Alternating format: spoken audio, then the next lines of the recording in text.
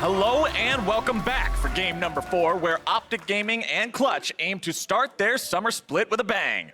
I'm Clayton Captain Flowers Reigns, and I'm just oh so lucky that I get to start my personal split next to my favorite WoW Arena World Champion in Isaac Xayah Cummings Bentley. Well, we're going to try to start it off with a bang here too, Flowers. Absolutely, but now let's get back on the topic of League of Legends. We're going to get some things rolling with the starting rosters. On the blue side, it's Clutch Gaming. They've got Huni in the top lane, Lira in the jungle, Damonte at mid, Cody Sun back in the LCS bottom lane, Vulcan on support, and Coach McScrag. And selecting red side for this matchup, their opponents today are going to be OpTic Gaming. In the top lane, Dhokla. In the jungle, Meteos. Mid laner, Crown. Bot and support going to be Arrow and Big, with coaches Zabutin and Croissant. Now, while OpTic didn't come into this split with some crazy roster moves, Xayah, you mentioned that really wasn't the issue you saw with this team in spring. Yeah, I don't think it was an issue of individual talent. It was the mid and jungle already performing very well, but I think the cohesion among the team was not really there. They weren't always on the same page, both in game, but also in draft, where a lot of times they were drafting these carries in these split push win conditions for Dhokla, and then never really playing to that side of the map, which is just not how you get that type of lane ahead. Right, you got to be able to look out for those conditions. And while Clutch returns with a change in the bottom lane, with Cody Sun making his LCS return here today. Yeah, I'm pretty excited actually to see Cody Sun back in the LCS. It's been a while, and people are kind of quick to forget that he made it to Worlds both the years that he did play in the LCS. He was in finals back-to-back, and he has been, throughout his career, a very solid team fighting AD carry, right? This allows you to have a lane where maybe you don't have to play so much to the bottom side of the map. Piglet was very aggressive. Cody Sun is more of that defensive laner,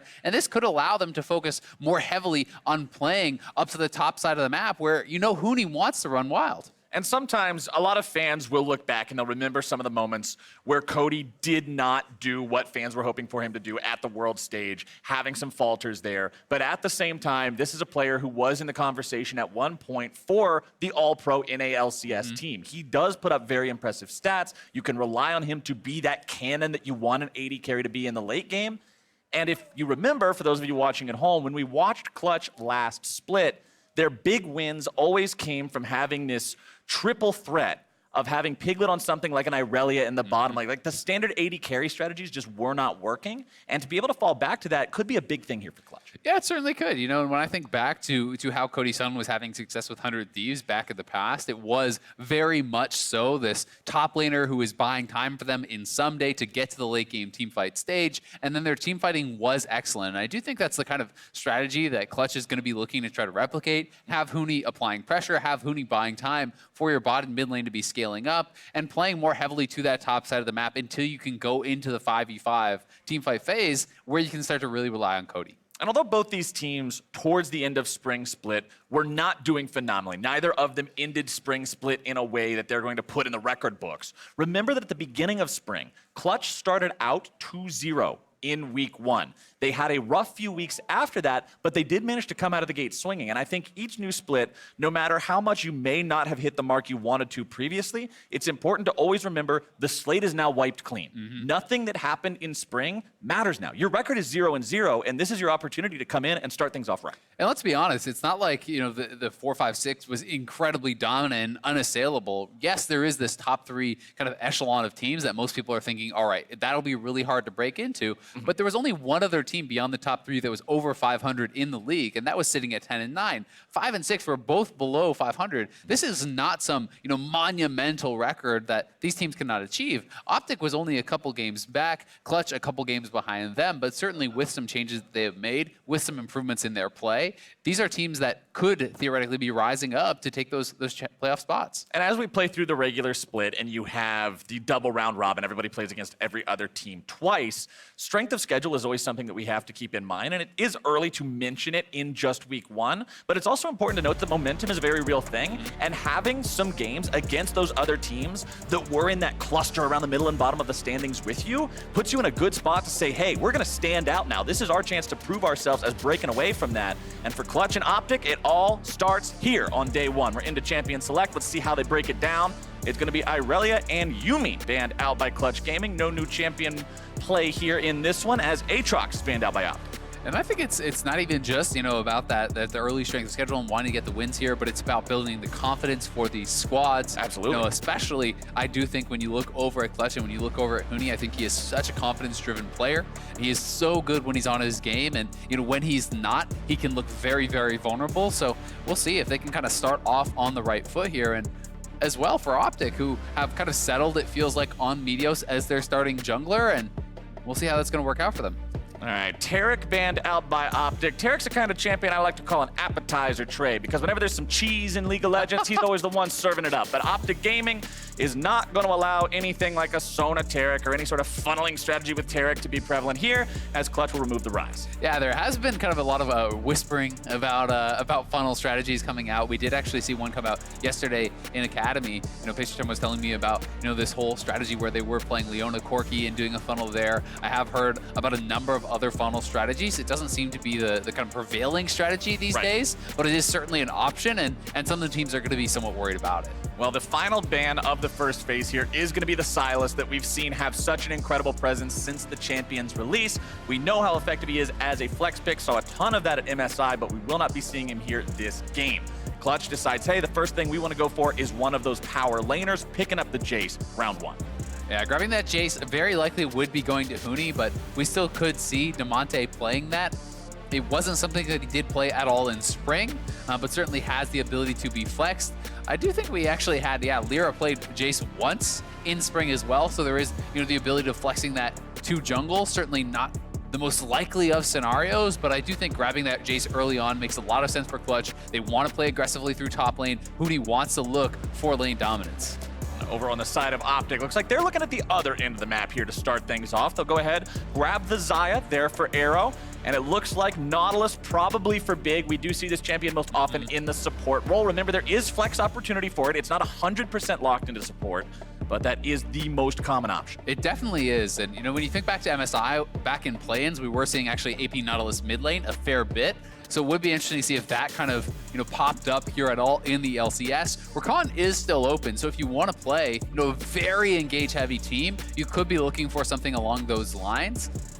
But I do agree, quite likely that it is going to be going down to that bottom lane. And I do think, we had seen a lot of these teams that were, more towards the bottom of the table had the most success when they were playing with easy win conditions, hard engage, multiple forms of engage in front line, and looking for that sort of team fight style. And Nautilus lends itself very well to that. Well, talking about team fights, Rumble, drafted by Clutch Gaming, a very effective team fighter, especially in the mid game, especially in those tight jungle pockets, if you can force one there. Also going to be picking up Lee Sin here. Clutch will leave both their bottom lane champions for the second half of the draft. Now, this is really interesting because Rumble in solo queue has actually been picking up a lot of steam as a mid laner. It has become quite popular in Challenger and, at the highest levels. It's actually one of the highest win rate mid laners in the game right now. That being said, it's a very low play rate, and it was Huni's most played top laner in spring. So this is certainly leading me to believe that this will be a Huni Rumble, that it will be a Damonte Jayce, but things could be flexed around dependent upon matchups. Well, OpTic Gaming is going to have a nice beefy front line there. You got your Nautilus, you've got Sejuani, also picked up now for Meteos. We've seen him on this champion plenty of times before. And as we get into the second round of the bans, OpTic knows they are looking at those bottom lane picks. What do they want to keep Cody off of? What do they want to keep Vulcan off of? The Sivir is the first thing they're keeping out of Cody's hands. Yeah, and I think that makes a lot of sense as a takeaway. These are solo laners on the side of Clutch that will draw a lot of jungle attention, that you're going to want to have Lira playing around. So taking away some of these kind of safe wave clear style bot laners that can be played does make a lot of sense. A Sivir is certainly one of those. Ezreal perhaps another that can play extremely safe down in that bottom lane and doesn't require a lot of attention. But we have also to remember that Rageblade did get some nerfs, so we are seeing crit marksman kind of rise up a little bit more in priority, and as a result, some of these priorities that we've been seeing in the bot lanes may be shifting. That's one of the fun things about getting into a new patch, especially after a big international event that goes on for quite a duration. You're playing on that same patch for a while, get to see some new fresh faces as LeBlanc, Rakan, Sivir, and Xayah are all off the table now. It's over to OpTic Gaming to make their fourth pick. Yeah, so Clutch certainly respecting the fact that this could just be a mid lane Nautilus or even top lane. That is even less kind of consistent in pro play. We have seen it in solo queue certainly though, and the Rakan being taken off the table does show they're a little bit worried about that. Poppy very likely going to be going up to Dhokla to deal with this Jayce. It is something that can actually trade effectively against Jayce in those early levels and have some pressure there. If Huni, is to take that, and if that is going to be the top lane matchup, though, that is something that can get more and more difficult with levels. And you also have to remember, Rumble could be put up against that Poppy, which I find is generally a more difficult matchup for the Poppy. Yeah, Poppy, we've seen it work into the Jayce. You weather the early storm, you get yourself some armor, a Sunfire Cape and an Iceborne Gauntlet. If you know you're mostly just going to be on Jayce handling duty actually creates a very difficult situation for Jayce to need a point where he's at 3 or so items to outscale the tankiness of that Poppy. But over back to Clutch Gaming, it's Varus and Braum locked in for Cody and Vulcan. Yeah, so that's certainly going to be the bot lane. OpTic still doesn't really know for sure exactly where everything will be going, and TF going to be locked in here. Okay, now the question is, Azael, is it Trinity Force TF or is it traditional AP TF? For those of you who may not be aware, there was a guy posting on Reddit about how he hit #1, I believe it was in EU West, with Trinity Force Twisted Fate over the course of however many games with a 60-something% win rate. It has been the most played TF build that I've seen recently in solo queue games, in just random spectating that I'm doing in the client. So I'm curious if they're going to go with a traditional AP path or if we're going to see the Trinity Force build instead. Yeah, it would be very interesting, and I do think that type of build lends itself quite well to split pushing. You are obviously getting the Sheen proc that is still going to be working on your W on those stuns. You also have the ability to really knock down turrets quite effectively. Early CDR is going to allow you to get out on that map quite well and be ulting to those side lanes. It's honestly pretty effective. Triforce does give a lot of things that TF does want. That being said, your burst is going to be lower. Yes. You do have the additional attack speed and some pretty good sustained damage. There's a lot of things working there, but it is not going to be that full Luden's Lichbane AP kind of one-shot style if he goes that route. All right, loading into Summoner's Rift here. Clutch Gaming and OpTic Gaming both having the opportunity here to start off 1-0, get this split rolling exactly the way they want to. Less than stellar spring, but spring doesn't matter too much. We're in summer now. This is the one that truly counts. This is the one that determines who's going to be making those big runs towards Worlds, towards that big apex of competition here for League of Legends later on in the year. But right now, all they got to worry about is the opponents in front of them. If you look over at Crown, you can see he does have the teleport on the Twisted Fate as well as a Comet. So pretty traditional standard stuff coming out for him there. Doesn't really seem to be anything else here out of the ordinary. Taking a look at Keystones, you can see Cody Sun having the lethal tempo on the Varus. Lets us know it's not going to be the on-hit build. Will be the auto attacks. And Lira with the Conqueror on Lee Sin also means not going for that electrocute style, super gank heavy, super bursty. Instead, better at the dueling. And as the teams prep themselves up here, waiting for the minions to spawn, Ovly is standing by with a side stage interview with Clutch Gaming's coach. Thanks, Flowers. Mixcrag, a lot of us are excited to see Cody Sun return to the Rift and join your team. What is he bringing to your team? I mean, mainly he's bringing like a huge emotional boost to the team. He's obviously a very good player, and he's been playing really well in scrims. And he's just like raising the overall like emotional level of the team and just kind of like a recharge that we really needed after Spring Split. So yeah, he's fit in really well. Our scrims have been great, and we're really excited to see him in this first game. We're excited to see him play as well. Best of luck to you and your team. Back to you guys. It's always a good thing to hear because morale is a hell of a drug, Azael. And if your team needs to come back into the game, get themselves in the right spot mentally, and you've got a guy who can bring that morale up, that's a huge thing. That's a very big bonus to have that doesn't necessarily show itself on the Rift in terms of gold or stats. Yeah, and I think that's often one of the most powerful things about making a roster swap. Even if it is, arguably more of that side grade or something that isn't, an enormous boost as far as what you consider to be the skill of the player. This does reset the mental somewhat of the team, right? This makes you feel more optimistic after what was a pretty rough Spring Split. All right, let's keep track of where everybody's at here. Both junglers are starting off on their red buffs, now moving down towards their Krug camps. Remember, Scuttle Crabs, they got a little bit scared compared to what they used to be here on Summoner's Rift. They don't show up as early as they used to, so junglers' paths will be taking them towards those early Krugs to make sure they get that high-value EXP from that camp, make it respawn sooner, continue getting that high-quality farm. Lira moving into the bottom lane here, thinks maybe there's an opportunity to make some sort of a play. No ward, no vision down from the side of OpTic Gaming. no real way to start off the fight here for Clutch either, so Lira just moves into the enemy jungle, looks to clean up his blue. Yeah, no, I think it's a pretty nice path because he would have been there if Big were to go aggressive whatsoever, and I think that Clutch was trying to posture forward a little bit to try to bait that in. Since it doesn't happen, he's now going to be just looking simply to take this into a more vertical jungling style, and does have the potential for a 3 buff, as I don't believe he was actually spotted at all on this path, but Meteos has sniffed it out. He is over towards this blue buff, but it looks like this is something they want to try to contest. And they have spotted him on there, and Huni can roam down. He has the push from the top side. Damonte has placed the ward over the wall. They know that the buff is being taken. Meteos now disengaging from this. Could be eating some damage there from Damonte, but Clutch Gaming aware of the fact that Meteos can just get himself over the wall with the Arctic Assault. Not too worried about that one. They'll give him some pain for his troubles. But Lira will absorb the wave here in mid, waiting for Damonte to make his way back over. And it won't turn into too much else, but that does mean, as you said, Meteos gets 3 buff. Yeah, he's going to get 3 buffed. It did cost Damonte a little bit of farm. He dropped a couple minions of experience, dropped a couple CS, as he wasn't making that roam to defend it. But that was a risky play for Meteos to really go for, because his top lane was so pushed in. Dhokla was never going to be able to actually roam to try to help in that fight. So, as soon as the Clutch solo laners actually make that move, you just have to give up the blue buff.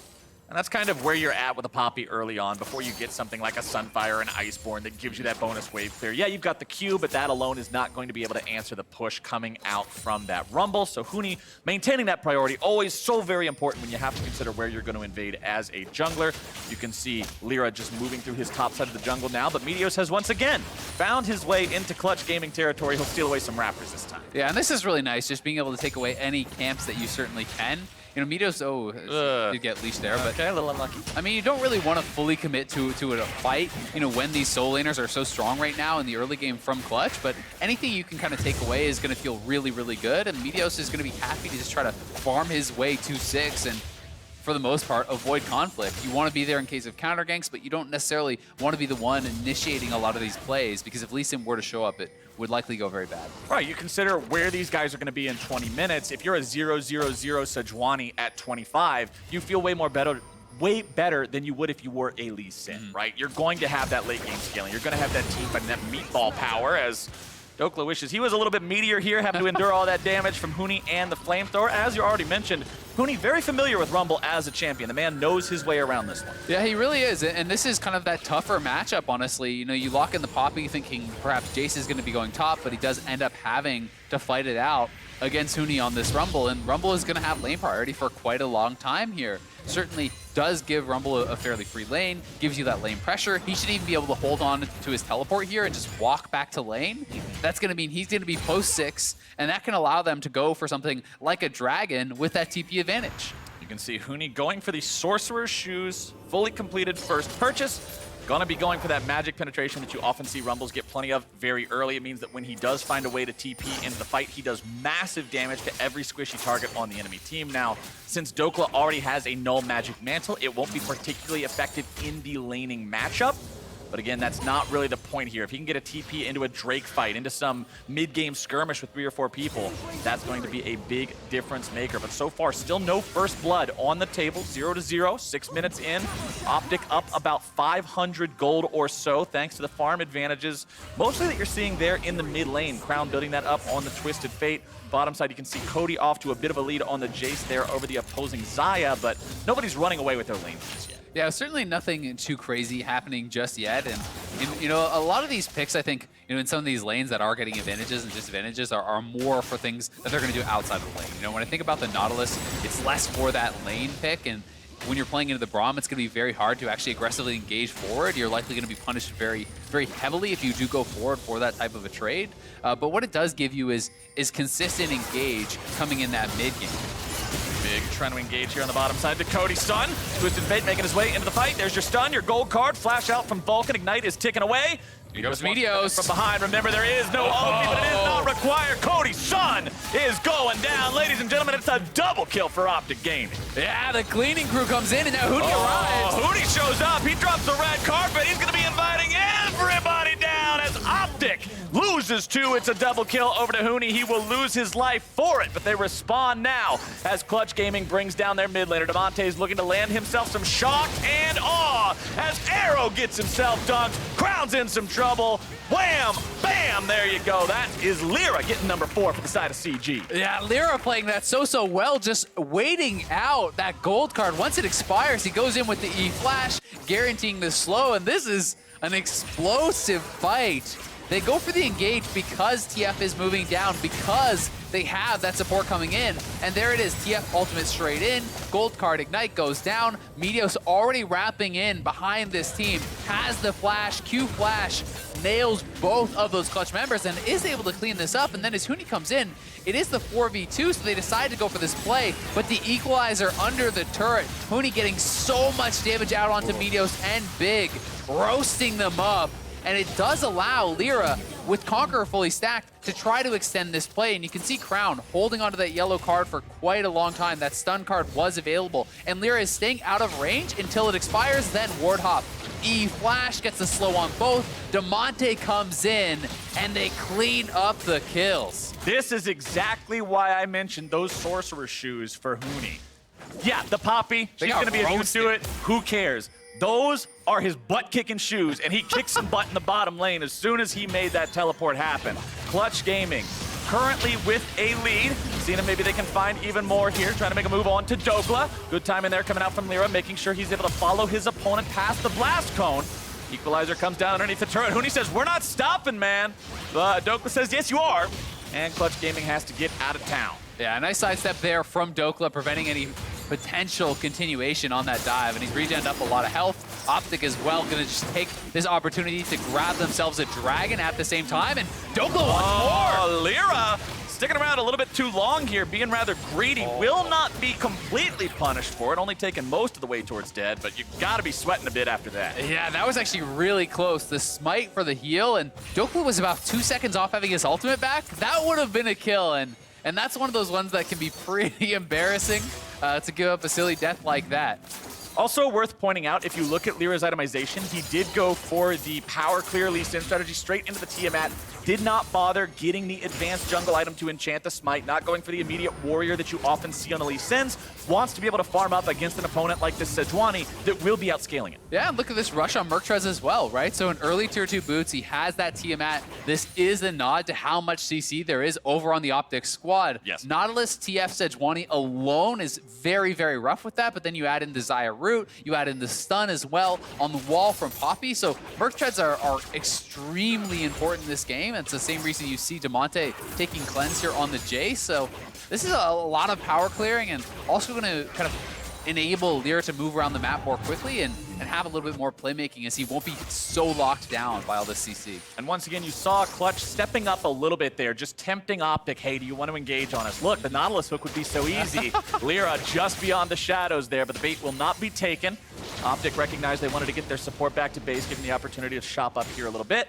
Yeah, and it's just so tough because even if it's a 2v2, you know, if Nautilus goes in and Braum steps up, then you proc the concussive blows on the Nautilus. He has no way to get back out of that, so it does become a very dangerous engage. I think the only time you're really going to see Big going in is if they're at a massive advantage or if their jungler mid laner is coming down. So, you know, it's kind of hard to pull off those baits when you have the stronger 2v2, since there's not really any reason for you to be looking for them. Lira now looking for the Rift Herald, seeing if maybe they can grab themselves a free objective as Damonte walking around in the river. Big walking up to face check this one. Twisted Fate ultimate, gonna find out exactly where Clutch Gaming is hiding. Lira getting himself away now as Crown goes for the teleport in here to the top side. Huni gonna be the target here to start things off. Dhokla trying to provide some follow-up damage, but the rest of Clutch Gaming has arrived. Damonte jumping in, able to find some damage. Now it's gonna be a lot of CC brought down onto the Clutch Gaming lineup. Vulcan's on the front line, but a nice shock blast gonna find its way onto multiple members of OpTic. Lira goes into the back line, gonna be killed instantly as Meteos barely walks himself away, but OpTic has low health, low mana. They're about to lose their Nautilus. A nice Spider-Man hook gets him away, but Crown is gonna be tied up by the chains of corruption into the concussive blows. One more shot will do it to it, and Cody Sun finds his first kill of the game. Yeah, Cody Sun quicker on the roam there. The bot laner arriving means Clutch is going to take over that fight. And they only end up losing Lira, I do believe. They can pressure this top lane turret pretty effectively. Likely going to get themselves a turret plate or two up on the top side and open up themselves a lead. So if this is one more time, the pro view, point of view here for Crown on this play, looking with that TF ultimate for this play up onto Huni. And You can see them communicating with the pings here. Remember, this is a multi-language team, so sometimes that will be the best form of communication. And that equalizer, while it didn't look very effective in the initial play, you can see how it did it effectively buy some time. Crown having to kind of back out, move around, and as they know the rest of the team is arriving, it was a full-on retreat here for OpTic, and Crown kind of getting caught out, hanging around a little bit too long here, perhaps losing track of the fact that Cody Sun was about to arrive means he gives up his life as well. The situation looked good. He only had a couple of opponents with 200 HP left. No one was going to walk close to a Twisted Fate like that, but Cody is the thing that tips the scales in the favor of Clutch Gaming. They're now 5-4, up about 300 gold, but you couldn't ask for a much closer game here at 13 minutes. No, I mean, it's very, very close, back and forth, and it is worth checking in on Crown's build. This is the more kind of standard old school style build. This is more of the engage heavy TF. There are kind of multiple schools of thought on how to play TF. People generally either rush heavily for Ludens for the heavy CDR, go Lucidity, try to make plays non-stop around the map. And then there is the more defensive Roa Zhonya's build, which is going to allow you to make those initiations more aggressively. But you will, exactly, you're right into the middle of the team, you're tankier. But you don't have the ability to go for those ultimates nearly as often because you're not building up a lot of early CDR. You know, at this point, there's 0 in his build, so he's just going to have the 10% really from his runes and perhaps another 10% from those masteries. Well, the scrap in the river the last time we saw these teams colliding meant that nobody was able to take Shelly. So since Rift Herald is still on the table and turret plates are falling in 2, 1, they are out of there. That means that there will not be any bonus Shelly gold for those this time around. So no opportunity to eke out a bit more of a lead through that, but the Rift Herald still available for another 5.5 minutes or so. OpTic thinking about maybe making a play if somebody from Clutch Gaming steps up a little bit too far here in mid lane, but no opportunity. But the Drake is live. Yeah, and it seems like OpTic is happy to say, okay, if you want to go for Rift, we're just going to trade for another Dragon here. You know, Shelly is only the opportunity to get turret damage. It's not really anything guaranteed, and those early Dragons are very powerful now. But the problem is you are taking a mid-game fight in a corridor against a Rumble. Now they're going to be initiating here onto Huni, looking to find the damage. Big into the zone. He's keeping himself alive there with the stopwatch. He's blown up anyway. Clutch Gaming, they will lose the Drake, but they find the enemy support. And now the question I pose, Azael, is what else can they get? And I think they should be able to pressure this turret very heavily. Arrow getting chunked there by Damonte, and you can see they're trying to work down on it, but don't want to give up what is still the first turret available of the game here. And OpTic, you know, their team fights are going to be so much down to how effective is Arrow being. He's such an enormous amount of their damage, really the only consistent DPS that is in this lineup. And now Crown back, and he's looking. Oh, Crown with a nice ulti into the flash there for the stun to make sure they grab the kill onto the enemy support. So when we look at this situation as a whole, it was a 1-for-1 on supports plus a Drake over to OpTic, who now have momentum in their favor to push out the mid lane and look to Rift Herald. Yep, they're going to push out the mid lane. You can see those pings coming on over to that Herald. And perhaps a bit of an overstay there from Clutch. They had not been able to reset, and as OpTic were able to kind of get back in preparation for that fight, they get a kill. They will likely get the Rift Herald here. Looks like Damonte's heading back to base, so I don't think we're going to see Clutch trying to contest for this whatsoever. Rift Herald taking plenty of damage there. Clutch Gaming nowhere to be found. And the side of OpTic will secure themselves yet another objective. Still just ever so slightly behind in terms of gold, but especially now that you've got Shelly in the back pocket, it could be very easy to take down a turret. Clutch Gaming is seeing that and saying, all right, if we want to have a chance at first turret, it's probably going to be right here, right now. Shove this up. They will not keep themselves there too much longer, though. Don't want to risk the overcommit into a flank, so they'll back off. Yeah, Crown up to the top side, pushing that out, so that is going to demand some attention. The other thing you always have to remember is, you know, traditionally, Jayce loves playing so heavily in these side lanes, but when you are playing Cleanse Jayce, not TP, it is much harder to really stick around in those side lanes. So this is a full lethality build coming out from Damonte. This is much more about poking your opponents out and then looking for an engage and kind of starting a fight with either a Lee Sin kick or, you know, a Varus ultimate or something along those lines. But this is likely not a game that is going to be won purely through side laning with this Jayce. And it makes it feel a little bit better when you look at the Poppy inventory and see only MR items. Up against a Sunfire Iceborne Poppy, lethality Jayce feels awful. You're a ranged minion to that Poppy, you can't do anything. But considering she's only got the hoodie, she's only got the shoes, it's not too bad. you can still do plenty of damage. Ghostblade plus Duskblade means anybody without some armor in their inventory, like Arrow, is going to take so much damage from the poke that comes out from Damonte. Yeah, and it looks like Meteos may be building towards a Warmogs, which is potentially kind of an answer to that poke. Because once you have the Warmogs, you just park yourself in front of the carries and you absorb every shock blast and you just continuously heal that back up. You know, it becomes very difficult to kind of have that poke win condition. And it looks like OpTic for now are just going to elect to trade towers. You can see Crown and Meteos were both up on the top side of the map. But here's the important thing. It's still first turret bonus over to Clutch, despite the Rift Herald on the side of OpTic. Yeah, 1-for-1, but that edges out to your opponent yet again. Yeah, it definitely does. I was a little bit surprised, honestly, that Meteos didn't just drop the Rift Herald and try to race that, see if they could have actually potentially gotten that first turret down quicker.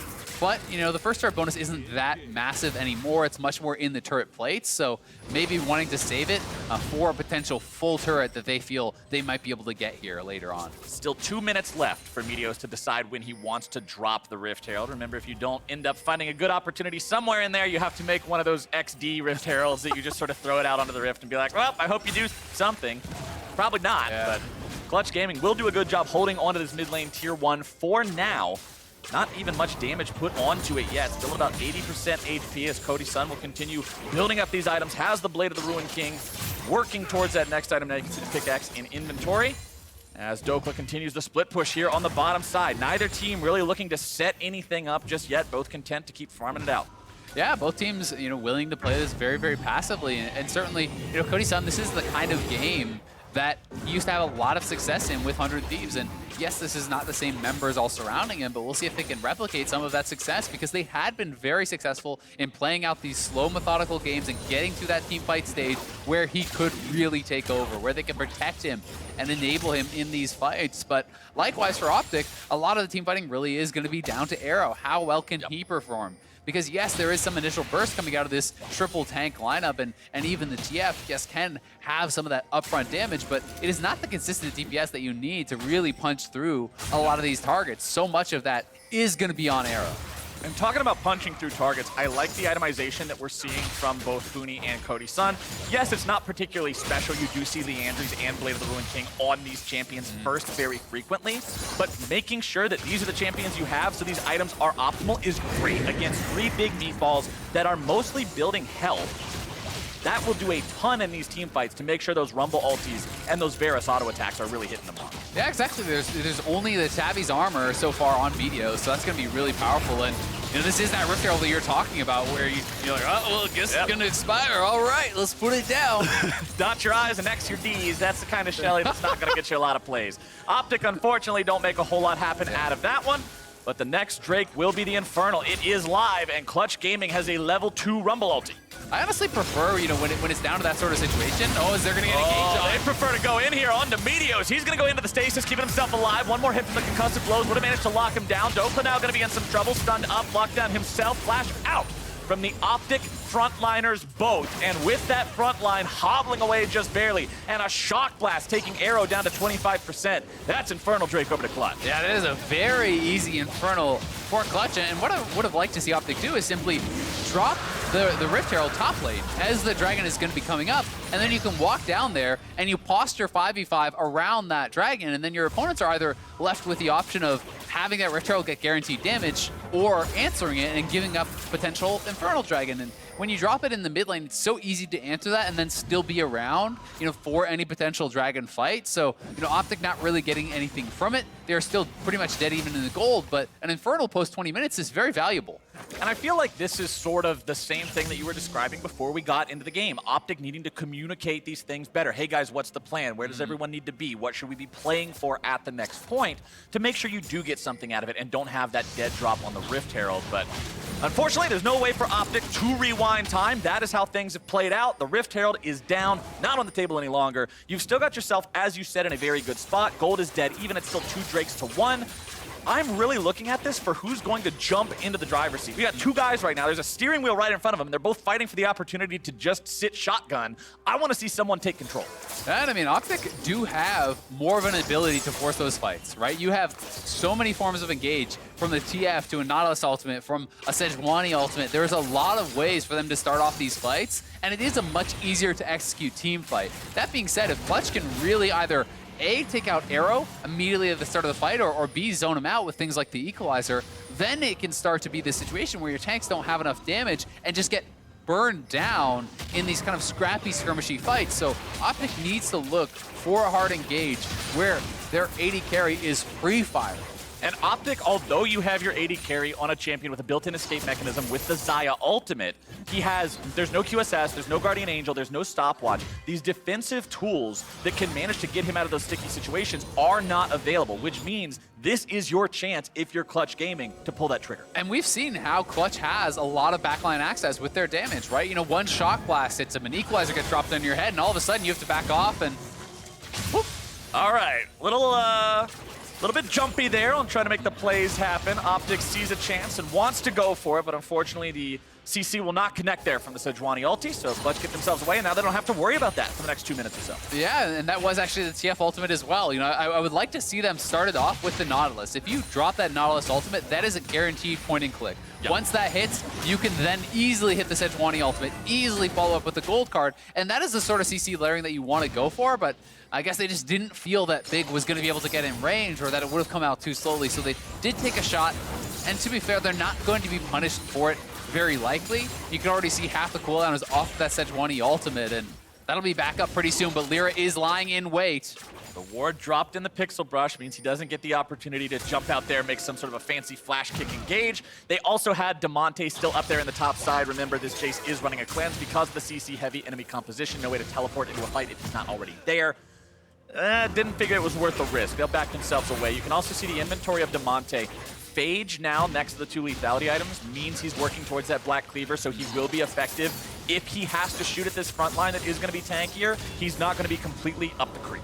Yeah, and he's going to be on full CDR with that build. Just from items, he will be sitting on 40%, which is going to mean those shock blasts are coming out constantly. So, you know, certainly has the ability to really change a fight with just one shock blast, kind of snaking through to that backline, catching Arrow or Crown. But OpTic, you know, playing well around Vision. They're grouping up with their front line, and that is one of the kind of big advantages with playing with all these tanks, is you can walk in Meteos and Big, and these are not guys who can just get one shot if there is Lee Sin sitting in that brush, so they continually are moving forward, trying to fight for Vision around this Baron, and at least keep some semblance of control in that area so that Clutch cannot sneak down that Baron. Cody Sun on to the completed Rage Blade now. 2 crit items also on Arrow. And this is going to be one of those games, Azale. I feel like we're sitting here, we're watching everything, 25 minutes in, it's real close. There's only been a couple big fights. Once somebody makes a call, whether it goes good or bad, it's going to determine pretty much the end of the game. We were having a conversation before this game started about how game times just don't really go past 35 minutes anymore for the most part. So even though we're only 10 minutes away from that point, I still think it's highly likely that we see one big explosive moment into a victory match. Yeah, I mean, Baron is so incredibly powerful these days, and, you know, as you get further and further into the game, those res timers get longer. You're able to get much bigger rewards for a team fight win than you are in the early stages of the game, so it does become so important to execute perfectly in these late game team fights, and both teams have kind of opted into this passive game state, this very kind of methodical playstyle where they are building up their items, they're building up for this kind of one-punch fight, and then you have to be able to make sure you hit that punch. Your one punch better strike true, as the next Drake is a Cloud, now spawned live here on the Rift. You can see Clutch Gaming making sure they've got control over this bottom half of the river. They'll be the first ones onto it. Kings coming out from OpTic onto the top lane tier 2. Crown is split pushing. Twisted Fate does have an easy out as long as you're not able to instantly interrupt him during the channel of the ultimate if he gets caught. But OpTic won't do anything else, and that's free Drake for Clutch. Yeah, and they have double TP as well, right? So you have that TP advantage. Yes, Cody Sun has TP, but he does not want to be answering one of those stole laners in a side lane, very likely. So, you know, they are going to have the additional globals and the ability to try to push out side lanes, then group up and look for that hard engage. And the items really are starting to come in pretty quickly here for OpTic. You can see Crown now on 3 items. He does have the Lich Bane completed. So his turret damage and his kind of one hit on that W are going to be very, very high. And they are lying in wait. If Clutch check into this, they could get engaged on. But OpTic backed away. They didn't want to completely try to set the trap there. Clutch Gaming do roll in full force to clear out some of that vision. There is one still there around the Scuttle Crab marker in the river. But OpTic just seems so hesitant to want to make any sort of a fight happen after that last attempt got botched. Big on the front line, looking for an opportunity to maybe drop an ult. Meteos making sure no one is going to see him there in that brush. Damonte and Lira moving in to steal away the enemy red buff. But now we're starting it off. Meteos is able to find himself an ultimate onto Vulcan. Clutch Gaming now coming in full force as 5. Equalizer dropped down. Half of the HP gone from both Big and Arrow. Lira coming in, looking to find the kick onto someone of value. Dhokla now going to be frontlining, taken very low very quickly. Clutch Gaming will be disengaged on. OpTic get themselves out. And this is the issue with these teams waiting so long between each and every fight. Summoner spells are always available. Disengages are likely to happen. Yeah, but look at Huni and Lira here threatening a flank. They're trying to wrap around and pressure OpTic off this, but they're going to keep me back in. They're looking for it. Here comes OpTic with their own kind of a flank. It's going to be Lira in some trouble. There comes the ulti. Arrow's able to grab himself 1 kill, and it looks like he's going to make it even more. Vulcan's going to be dropping down quickly, and Meteos picks that one up. It's 2 for 0 OpTic. Yeah, and that time OpTic come out way on top as Clutch was without a lot of their most important cooldowns. They didn't have the Varus ult, the Braum ult, they're missing the Rumble ultimate, so all of these critical abilities were down. So OpTic look for the engage, they force it. And with Lira off the table, I really think they should be starting up this Baron, and they will now start that up. Crown is lying in wait on the side here. He does have the ability to kind of go in and flank anyone who tries to challenge this, and they have spotted Huni, so they could look for it if he tries to commit to it. I'm glad OpTic is going for this. You have to be able to translate those sorts of wins into something bigger. Damonte, Huni, Cody Sun, all waiting for their opportunity to maybe make this stop. Equalizer still has a critical few seconds left before it is available to fire. Cody Sun is caught. Cody Sun is going to go down. It's Dhokla picking up the kill as Huni's able to find some in return. Crowd's grabbing the shutdown on that, but 2 are dead on the side of OpTic, and one of those critically is Arrow. The Baron is thwarted. Yeah, they stopped that Baron, and they're just going to start it up themselves now because the respawns have come through. And that is not a very strong 3-man squad here that is left up for OpTic. Dhokla is going to have to go back to base, so is Crown. Crown does have his TP, and Meteos is in the area, so Clutch will back off, and it just ends up being the trade of kills. Once again, neither team able to get a really strong foothold in this game. Crown with the TP and the ultimate available in case something got sketchy real quick. But yeah, it seems like every time somebody gets something, the other team takes it right back. Here's a pro view replay from Dhokla's POV. Yeah, Dhokla coming in, looking for that TP flank. Really nice coordination, actually. You can see Crown drop the ping board for him to come in. He gets the wallbang onto Cody Sun there, forcing out the QSS. That gets them the initial 2 kills. And then they were able to force over by the Baron, but their turn was not the best. They did land, flash stun onto Cody Sun, but Big unable to connect with his hook. They weren't able to find that really clean engage, and that meant that the solo laners, the DPS from Clutch, were able to turn things around. We're 30 minutes into this game now, and it's still only 1,000 gold separating the 2 teams. Really showcases exactly this situation of everyone feeling like they're just stuck, waiting for the opportunity to make something happen. Clutch Gaming now moving up, trying to clear away some of the vision from the jungle of OpTic, but will not succeed in doing so just yet. Huni walks forward to make sure they grab that last one. Rumble level 16 now, so that means you have the biggest equalizer possible with Zhonya's, with Void Staff, with Liandry's. That's what Clutch need. A big fight with a big Rumble. Yeah, certainly the case. And it does feel like now for OpTic, what they're going to try to do is get a fight that is not fully committed, back off with their double Warmogs. Frontliners regen, then look to re-engage. If you can get that equalizer out, back off, heal it up, look to fight again, your kind of next fight is going to be much more powerful than that of Clutch, who I think are more reliant on those things like the equalizer to really have an effective fight. And Arrow now is on his 3rd item. He has the IE. Meteos flanking from the side here, has ult. Meteos shows up. He's able to find the ulti onto Vulcan.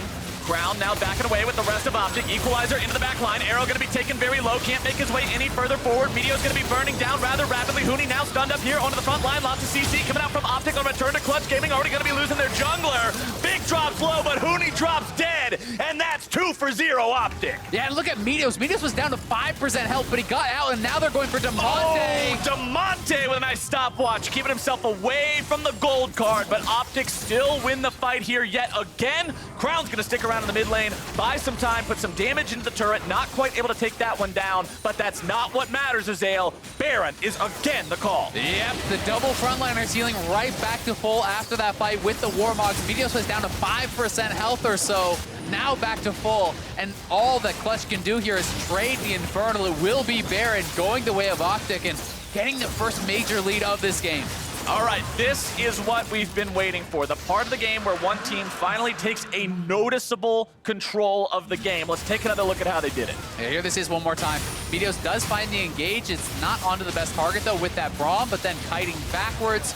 The equalizer is dropped, and look how quickly Arrow gets very, very low, just from a tick or two of that. But Meteos, Stoneblade active, has tanked so much damage. Then as they commit forward, trying to get that kill onto Meteos, look on the right side of your screen, he's barely surviving. Arrow is free-firing. You cannot afford to commit all those cooldowns and all of that energy forward onto one of the frontliners. It allowed Arrow that free time he needed to shoot out and take down Huni as well as Lira. And this was honestly just a great stopwatch from Damonte, immuning that gold card, waiting till it was out in the air and then hitting it so that the gold card fizzles instead of it still being ready for when that stopwatch ended. Yeah, that was a very impressive response there from Damonte. Couldn't have done that much better. Even got the shock blast out before he went into the stasis, but unfortunately for Clutch, it's not enough to prevent their opponents from being able to get the Baron. They're now in a spot where OpTic has 2.5 minutes to take control of this game in a super convincing way. You've still got 3 turrets standing outside the enemy base. That's a lot of standing gold, plenty of opportunity to build a lead. Equalizer dropped down. Arrow forced into the ulti there. Nice cue from Lira to make sure of that one. While bottom side, Crown keeps split pushing. Exactly. All they had to do was back off, buy time, but you can see how powerful that Rumble is. Really, it's a tick or two of equalizer, and Arrow's almost dead. He basically has to back off. Yeah, that was his Hexdrinker proc, so pretty insane the amount of damage put out there, but without that equalizer, Huni is certainly much less threatening, and the ability to play the map with this Baron buff is so powerful. Uh-oh, they got some trouble on the front line now as Meteos going to be taken down to 5% here yet again. Throws out the ult defensively. Cody Sun going to be forced to pop the QSS there to continue the chase. Warmogs. Lira's thinking about it, but yeah, Meteos will quickly be healing up. Look at that. The Piggy is back in business as Meteos is once more ready to frontline here for his team. The power of Warmogs against a team that wants to go all in on you like that. Arrow's down to half HP.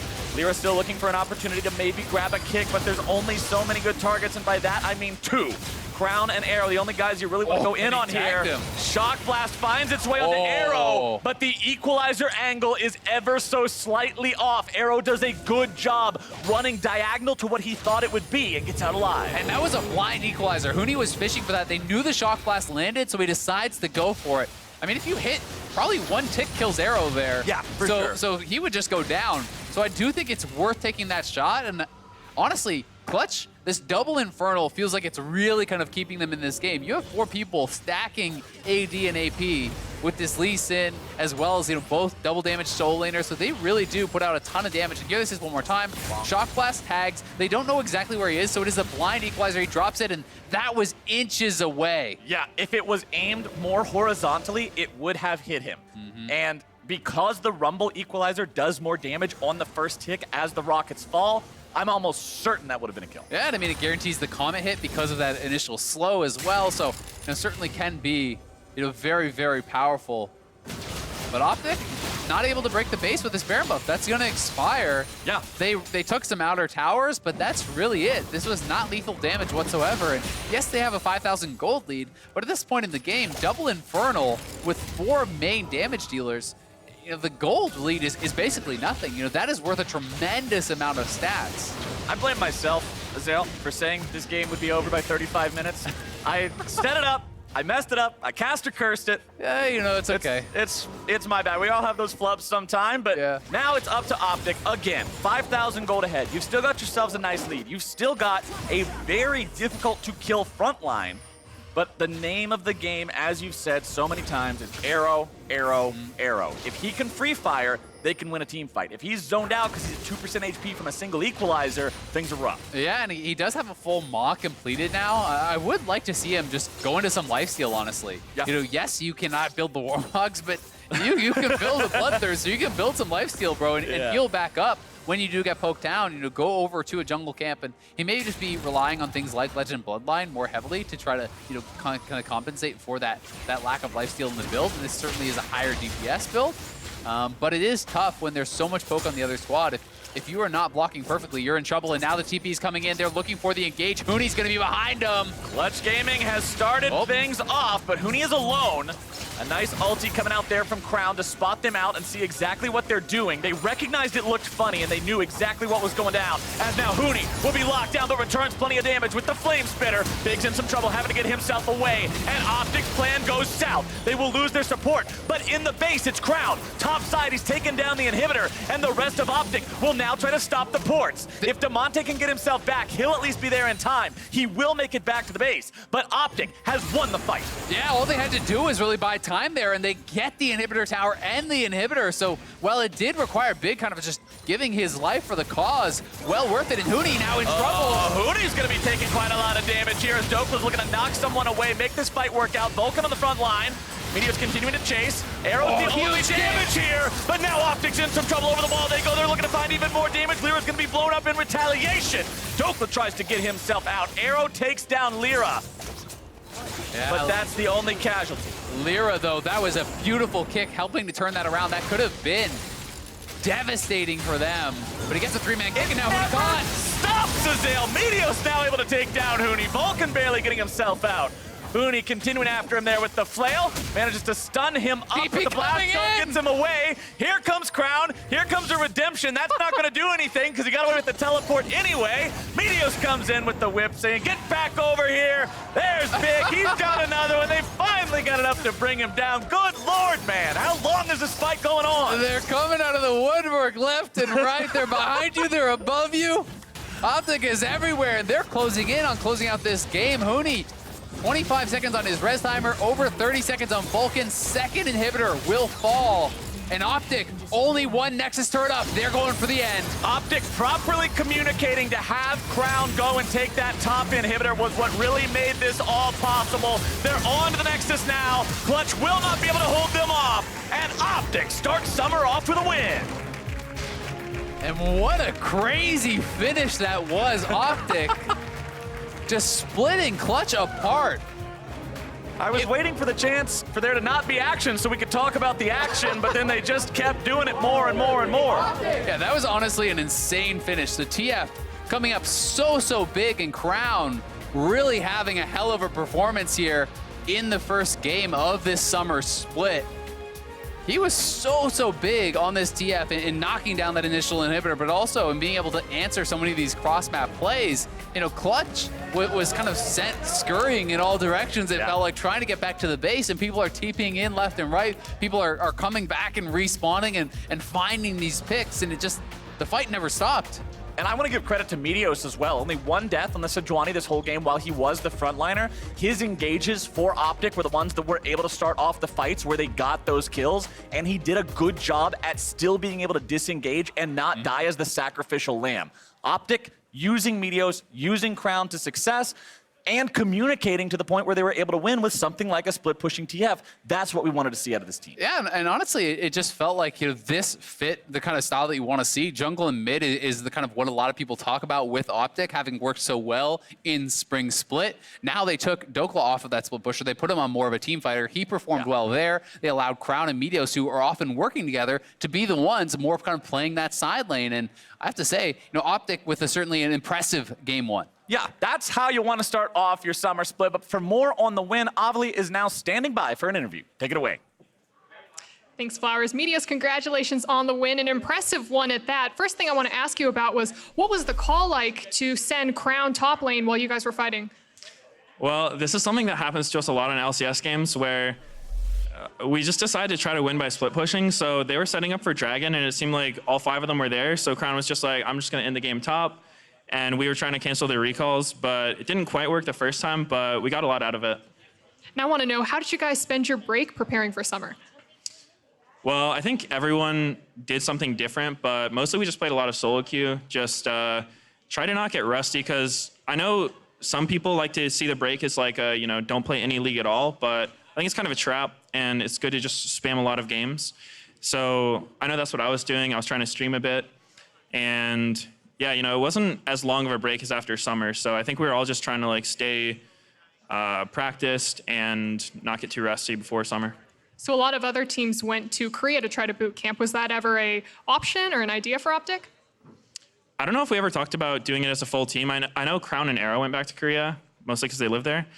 But maybe after this split. Now, we also noticed that there were no roster changes made to OpTic. We had a couple across the rest of the split. Were there any internal changes to maybe the way you operate or communicate? Well, I think that we're definitely a lot more comfortable with each other now. Like, we're more familiar, so we kind of understand how everyone operates and, you know, try to not trigger each other during games and review. So I think we didn't do any like super drastic changes. You know, we've always done some like switching out in scrims with different like players from the academy just to, you know, either see if a certain setup works better or maybe just get a different perspective. So we continue doing that in the off season, but I think that mostly we've just built on what we did in spring. And for the last two splits, OpTic has narrowly missed playoffs. So what do you think is going to make summer the split that it happens? Ooh, just a lot of hard work, I guess. I think we all really want it. So yeah, I think we're just gonna, you know, do our best. Well, best of luck to you and the team. Thank you again. And for more on the game, let's hear from the State Farm Analyst Desk. Thank you very much, Avli. OpTic picks up a win in a very scrappy game here against Clutch Gaming to kick off their summer split. And while I call it a scrappy game, I recognize that a lot of times in games like this, it can be tough to glean a ton, right? Just by virtue of the way the game's playing out. But I do want to dive into what, if anything, we've learned about both of these squads based on this game. So I like that OpTic's comp here is so easy to execute. It might not be the flashiest, it might not be the best, but you know exactly what you need to do. Nautilus presses a button, TF presses wildcard or the stuns right away. Even the Poppy can assist very smoothly. So this is making sure that they can have all the tools that they need to win and that they just need to find the right fights and do so. So execution was very easy, whereas on Clutch Gaming, execution was the only thing that would make this comp work. Yeah, I mean, you talk about scrappy game. This is a scrappy team comp. Lisa and Jayce as your mid-jungle duo is obviously going to want to scrap a lot. You have Rumble top, which is going to power spike mostly in the early mid-game. Varus the same way. But the weird part was with OpTic's comp, like you said, the ease of execution is there, but like what they're executing on is not abundantly clear. It's not like there's something you want to shut down on Clutch Gaming's comp and that's where the TF is going to go. It's not like you have a split push you're trying to snowball and that's where the TF is going to go. You have this TF that doesn't really have any clear lanes to go to in the early game. And so there was this one bot lane play, but it was so scrappy and so difficult to execute on because it's not like your team comp is designed to do this necessarily because you're weaker in a lot of positions on the map in the early mid game. You know, to be fair to OpTic, they did understand like we have 3 tanks and a Xayah, we should probably scale, and they tried to slow the game down after a scrappy early game because it was very explosive like this early, but then went kind of blank for the next 15 minutes. Because typically you rarely see Twisted Fate in the meta now, and so because he can't find a split pushing target to really assist like a Jax that you'd normally see, there's a whiffed Rumble ultimate. Yeah. You actually have to just look for constant team fights and trying to outnumber your opponent. So OpTic was relying on Clutch Gaming to try to make a misplay, try to make an outplay, and then they would come in and have so much abundance of CC that it'd be very easy for them to clean up a team fight. Right, there's like this constant ARAM, which is not where TF is usually the most successful, but they did a really good job of avoiding those scrappy fights where the Rumble ult's getting thrown over the top. You know, Huni tried to find a bunch of like alley-oops to himself as opposed to like on top of a Braum ult or a Varus ultimate. Yeah. So it was one of those games where both teams were struggling to find exactly how they're supposed to win. And I think what OpTic did at the end was very intelligent where, well, TF eventually gets strong enough. He can split himself and no one can match him really. And they also already got the first Baron of the game. So I did think OpTic eventually found a way to win with their comp, but it was slow going. Yeah, I think if anything, the composition for OpTic answers, or at least begins to answer maybe some of the questions that Azael raised around their playstyle from spring. Generally focusing around Dhokla a number of times, but then not giving him the time or resources to capitalize on the position they've put him in. This time around saying, you know what? Who are the players that we should really be investing in? And in this case, Crown is still one of those players that is worthy of the gold on the map and being given that time. I saw a little bit of his POV. He still has it. Mechanically, he's great. His pacing is amazing, but you're playing TF, which is a champion that's actually supposed to help your side lane. So I know that they're deviating away from helping Dhokla, which is fine. It's completely fair to take a different route that other teams are playing. But when your champion's inherent ability is to help it out, you might as well start messing with different champions that don't necessarily focus so much on helping the silence that can help yourself a little bit more, because you're not getting the most value doing that. Final thoughts? I think the overall idea of what they're doing is fine. This just wasn't quite the right game for it. If you're up against C9 or Huni was playing a more split push focused top laner, this comp makes a lot of sense. Tank for Dhokla, you're not going to help him anyways. A playmaker for Crown is great. It was just, maybe a different pick here or there. But I like the idea of OpTic going this late game team fighting team. Yeah, well, OpTic and Meteos says that the off time or the off season has just given them more time to get on the same page as a team. Coming up next, though, we've got Golden Guardians and Echo Fox who are loading onto the Rift. If either team won over your heart through their late spring surge, pick up a team pass to show your support. Teams get 50% of the proceeds, and you get team icons, an LCS chroma, and an emote, so you can complement that Baron steal with your team's logo. Pick up yours today and meet us back here for Game 5.